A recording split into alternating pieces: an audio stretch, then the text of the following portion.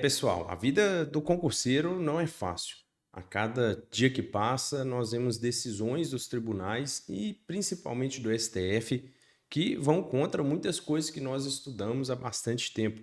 E isso, para a prova, acaba apertando ainda mais, né? Se você chegou aí, talvez não é do mundo do concurso, você deve ter visto essa decisão do STF ampliando ainda mais a aplicação da Lei Maria da Penha.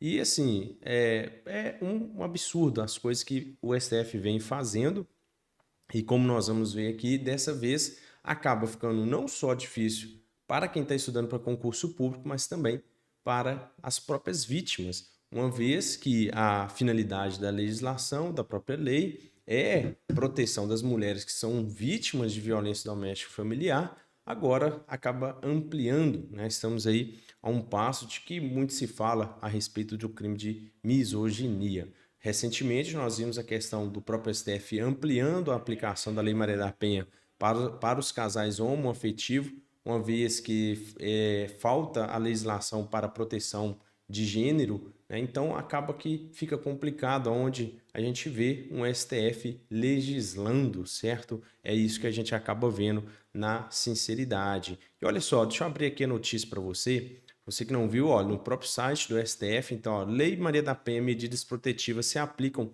fora do contexto doméstico, né? Decide o STF. Ao julgar o recurso com repercussão geral, o plenário definiu que a lei alcança todo tipo de violência contra a mulher baseada no gênero. Como você pode ver, ó, decidiu que as medidas, repetindo aqui, baseadas no gênero, inclusive quando ocorrer fora do contexto doméstico, familiar ou afetivo. Com a decisão, mulheres vítimas de violência de gênero em contexto comunitário, profissional, institucional, social ou político também podem ser protegidas pelos mecanismos previstos na lei. A decisão foi tomada nessa quarta-feira, dia 19, né?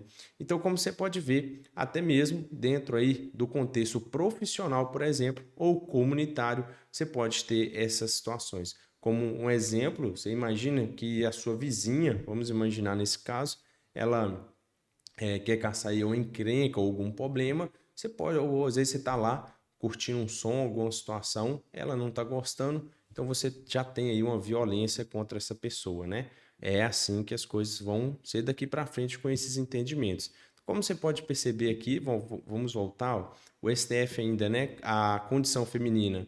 O voto conduziu o julgamento do presidente do STF, que foi o Edson Fachin, afirmou que caracteriza a violência de gênero é a condição feminina da vítima, não o ambiente onde ela ocorre. Olha que coisa, né?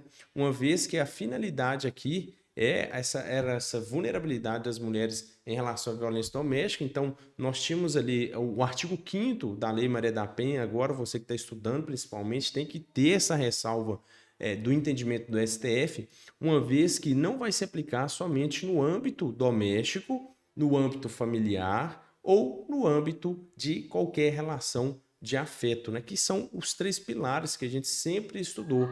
Então, havia uma ligação. Essa era a finalidade da lei. A lei ela vinha trazendo essa relação entre a mulher e aquele homem, certo? Entre a mulher e o agressor, no caso, né? Entre a mulher e o agressor.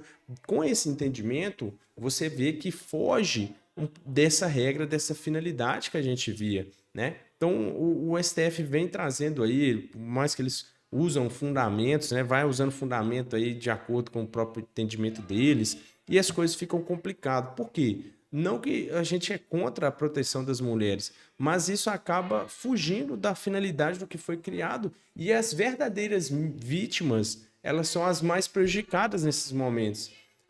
Muita gente vai se falar as falsas acusações que vão surgir, vão aumentar. Então, você imagina numa própria briga de trânsito, por exemplo.